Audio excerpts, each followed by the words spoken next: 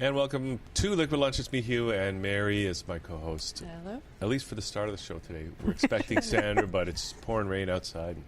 Stormy. She probably had some cats she had to stop and feed What? on the way here. That's so sweet. Isn't it? Yes. That's what she does. Oh.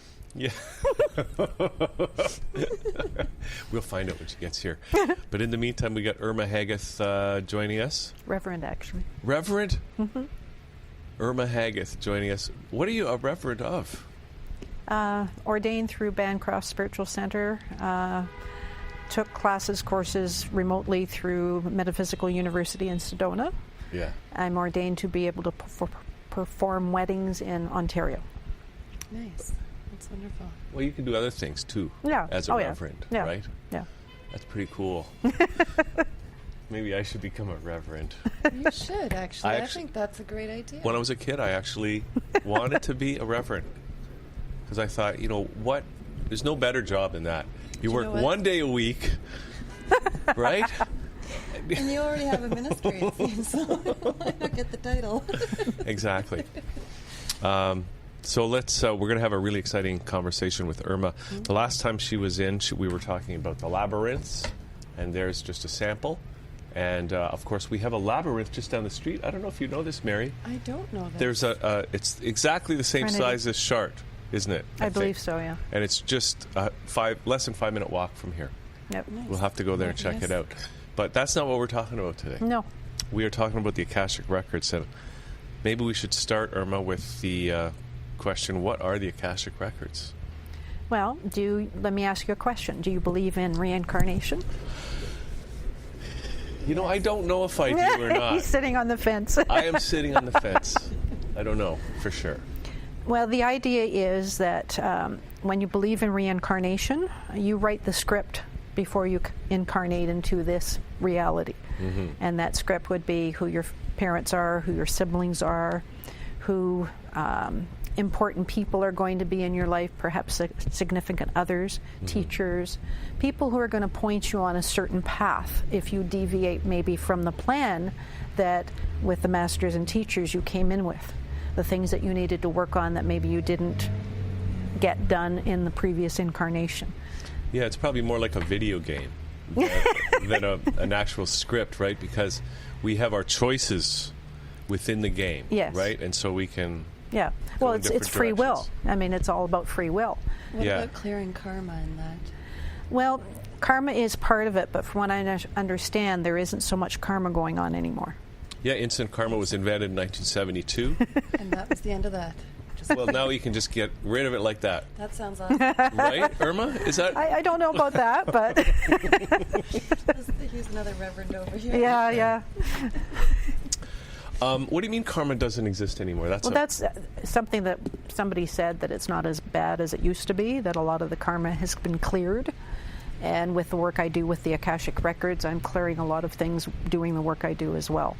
Okay, and we're going to get into that, but what you just said reminds me of what you said earlier today, Mary, and that is people are getting worse.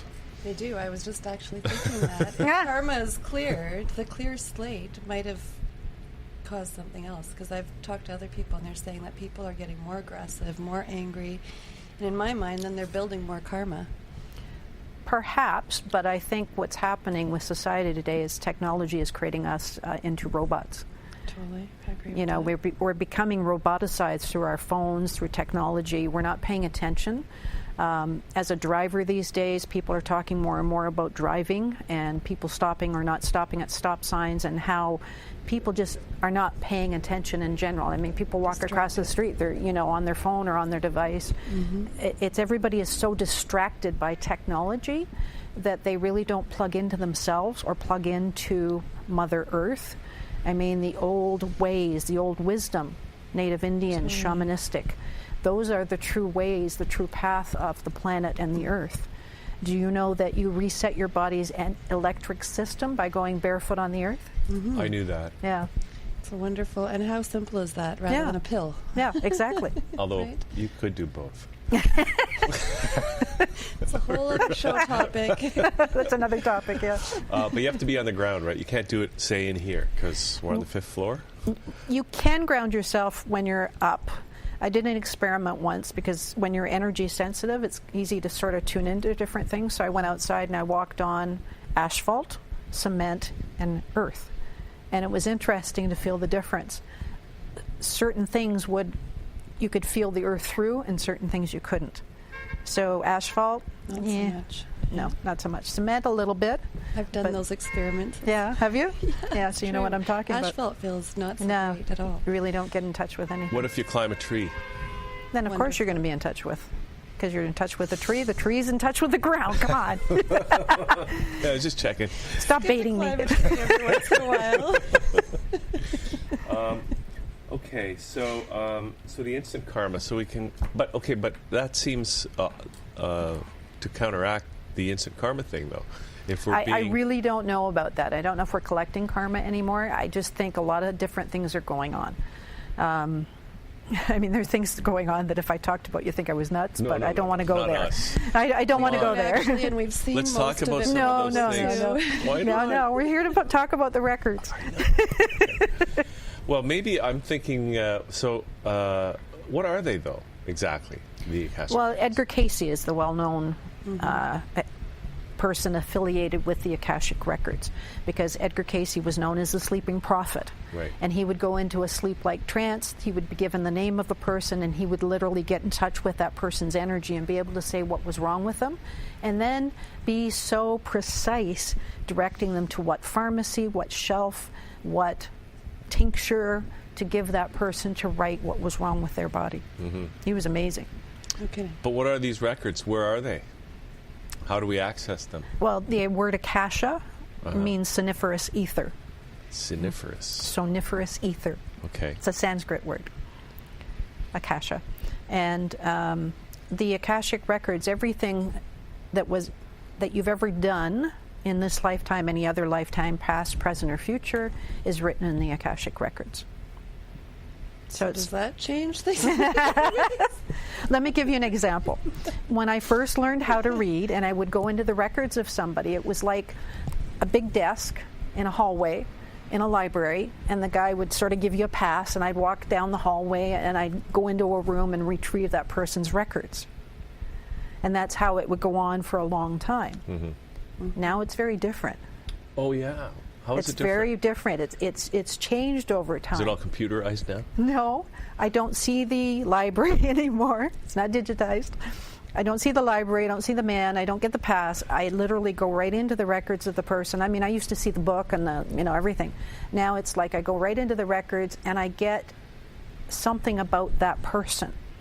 And it used to be, I was doing a psychic show in Oregon one time, and I got a race car. And I'm like, okay, this person was one of those really hyper people. And the message was, slow down. They were just really like bouncing off the walls. And then my more recent client came in, this was about a week or so ago, came in, sat down, connected with her in the records, and I got a puppy. And I'm like, you second guess yourself, you're wondering, am I really getting this? And there's this puppy bouncing all over the room and trying to lick her and kiss her. And I said to her, I'm getting a puppy. And she says, we actually just got a puppy. We rescued a puppy. Nice. So this puppy was there. The energy of the puppy came with her because it was so happy to have a home, and it was just so grateful. So it was just all over her. It was hilarious. That's wonderful. So I knew I had the right person that way. Interesting. So you do readings with so somebody can come to you and you have a process and you do a reading. So tell us why people come to you and what they can come away with after going through it. People come because they're curious. Everybody always has questions about their life, relationships in their lives, perhaps people that have been significant to them, maybe your brother, sister, aunt, uncle. Tell me about my relationship with them, and usually I'm shown a reincarnative experience. For the loved one? Like Yep. you could, wow. Yeah. So somebody could maybe even potentially find someone? Sorry, that just really, do you know what I mean? If somebody passed away and then you would see them being born somewhere else, they could, that's like a Dalai Lama I type haven't of seen thing. that Okay. that particular thing yet, no. What I have seen is, I'll give you an example, and this ties into some release work that I do. I had a lady come to me, her and her mother. Her mother was from England, she was from here, and she had issues with water. She was afraid of water.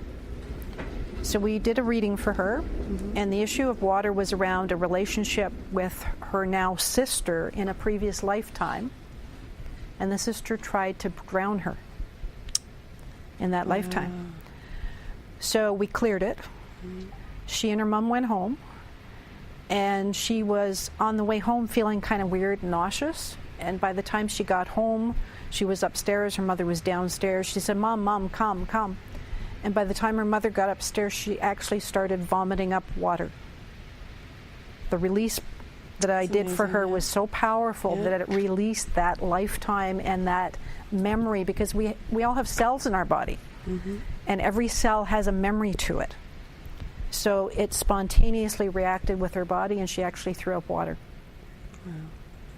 And then how did her life change after that? She didn't have a fear of water anymore. It was gone. Disappeared. So it sounds like people say that a lot of times some of the issues they're facing go back to past lives and that sort of thing. Yeah. And so you can help people release all that stuff. Yes. Have you had that in regards to disease, where somebody's not well and then it traces back to something? Or I haven't done too much with disease yet, but because disease in the body is related to emotional attachments that we have to things in this lifetime or a previous lifetime, it very well could affect it in a positive way. Yes. That's what I was just thinking. Even her, if she had, been worried long enough, she could have gotten sick, and you still would have traced it back to the fear of water, which is exactly. Pretty amazing. Yeah. So, now you mentioned, do you have any funny stories? Well, the puppy was one. That's cute. Yeah.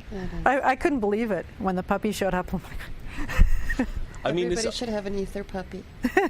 I mean, it's almost like, you people go to psychics and they get that same kind of thing. Oh, there's a puppy. Yeah. But is that because the psychic is reading the Akashic records, or is it a different process? Some psychics can access the records.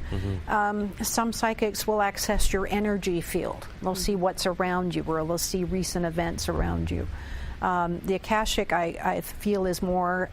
It's more of a soul process. It's you really reconnecting with your soul. Some of the questions that I send out to clients are things that they would never even think about asking. Like what is your money blueprint in this lifetime? What is your ceiling? What is the significance of a relationship with, and they would give me a name, and then I tune into that energy. More soul-related questions. I always joke with people, you're not asking me for lottery numbers. That's not what I do. Okay. Were you just thinking about asking for lottery numbers? Yeah, he sort of had that look on his face. By the end of the show, disappointed now. Gone and got a ticket. We tried that already. You wouldn't believe what we tried. Every psychic that comes in, we should try that. Well, it's not a bad idea. It's not a bad idea. There's someone coming next week. Okay. But I want to. So, in other words, like, who should really get in touch with? I want to ask you some other questions, though, right? Fine. But I want to find out, like, so who's watching this right now? Maybe, like, who should think about getting in touch with you and maybe doing a reading, getting a reading done? It works for anybody. I encourage people, particularly who feel stuck and are not sure which way to go, and that's a lot of that is going on right now. Or they're wondering if they're on the right path. Maybe I had a lady the other day, and she was doing one particular thing, but then she wanted to go down this road and try something else. And I said, well, she expected to be told, no, that wasn't right, it was something else. And it ended up, no, what you're doing is the right path until something else comes to you, because down the road you can sometimes see far down the road you're going to be doing this, this, and this, but right now this is the path that you need to be on before you go to that one. That could bring a lot of comfort to people, because the world seems to be shifting for people all the time. So to have that, just that extra measure of comfort is very beneficial, what you do for people.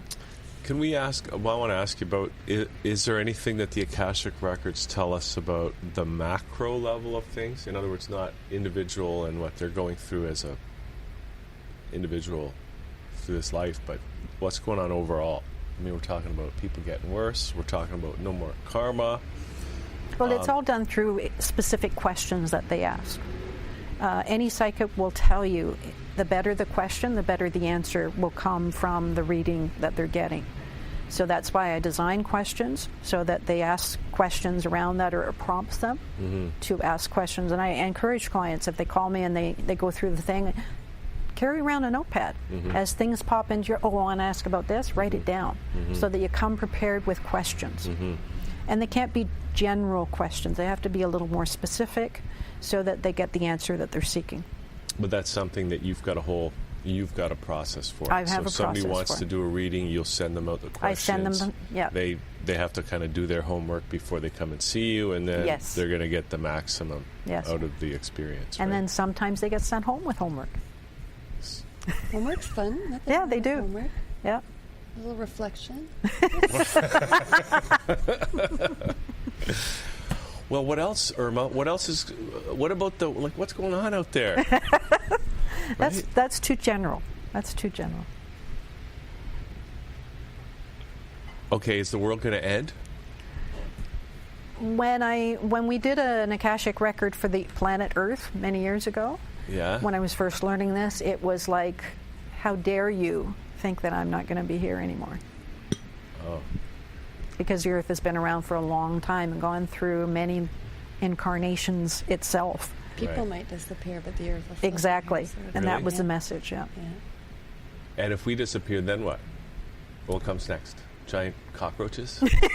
Who knows? Who knows? The Earth turns into a lush green garden. There's no pollution. No. But Regenerates itself. But who's going to experience it? Right? If a tree falls in the forest...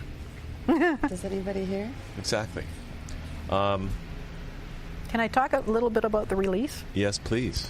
In a reading, because of the questions that people usually ask, they're asking about issues, behaviors, patterns, because a lot of us have those things that we carry around.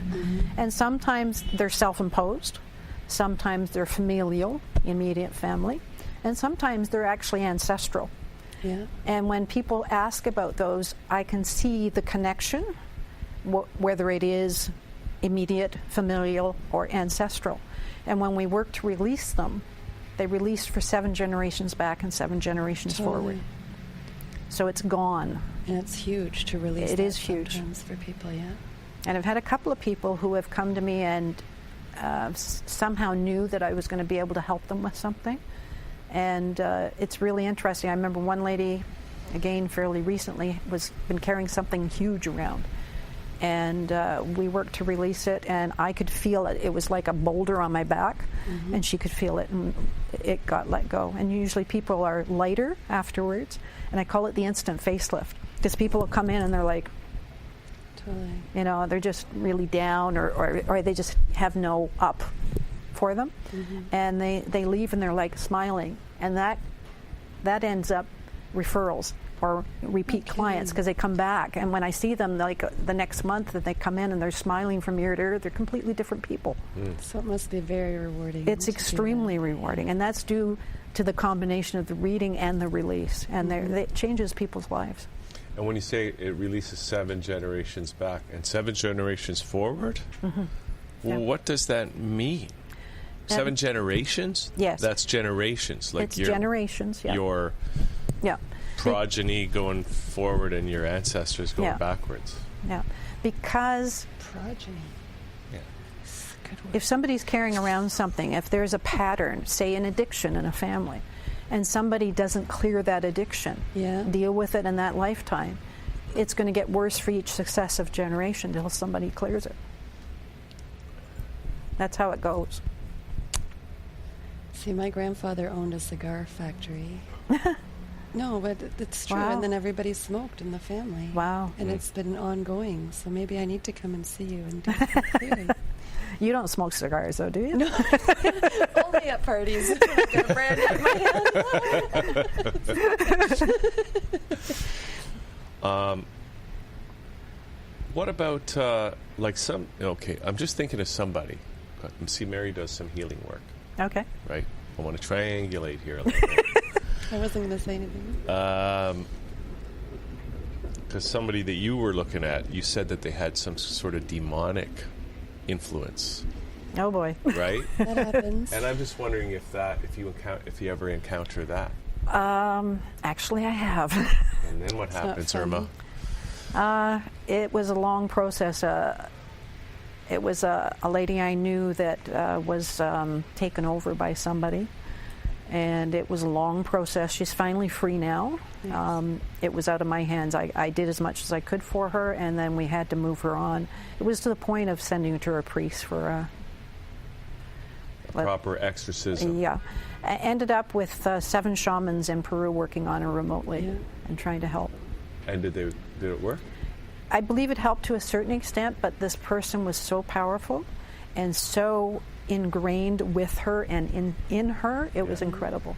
An experience I really don't want to ever have anything to do with again. I've had a few with that, and it's really not fun, no. It's not fun. And if the person keeps opening up the door, there's really nothing you can do. So they think that they're, they leave and they're feeling fantastic, and then whoop, open the door again, and then they're right back in there. I'll give you a tip from my sister. My sister and I have a lot of talks about these things. Ronco, set it and forget it. Mm-hmm. So teach them to close the door, set it and forget it. Totally.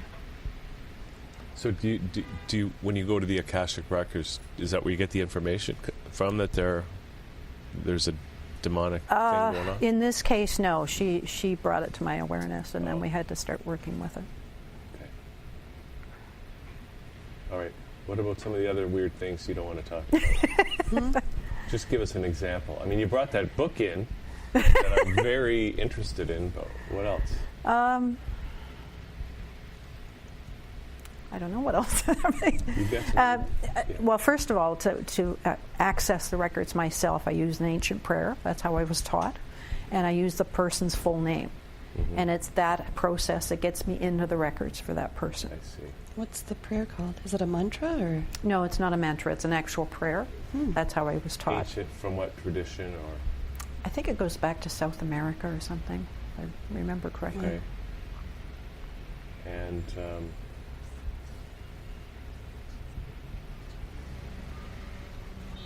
what else do we need to know? There's a lot of people reading the records. Yeah. We have had other people on the show talking about the Akashic records. And they could kind of just go like, do a quick consult, like right then and there. That's what I was going to I knew I had a question. And they were able to like... We can try it. We can try.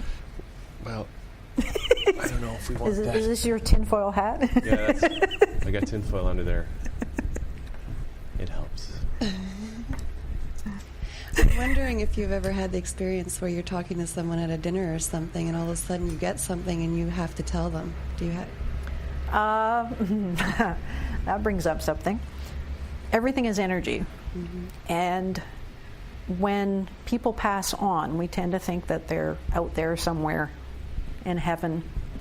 And the reality is that it's dimensional. Mm-hmm. They're just here. And a loved one of a family member had passed on, and there was a family gathering shortly after. And I waited to see where everybody was going to sit. And the only seat that wasn't sat in was the seat that person usually sat in. And I thought, uh-oh. And I sat in the seat, and I sat right into their energy. Mm-hmm. And it was like through the entire meal, yap, tell them this, tell them that, tell them I can't. They're not going to understand, because you've got to understand, when there's a gathering of people, not everybody's going to believe in that. True enough. And they're not going to want to maybe have that information shared.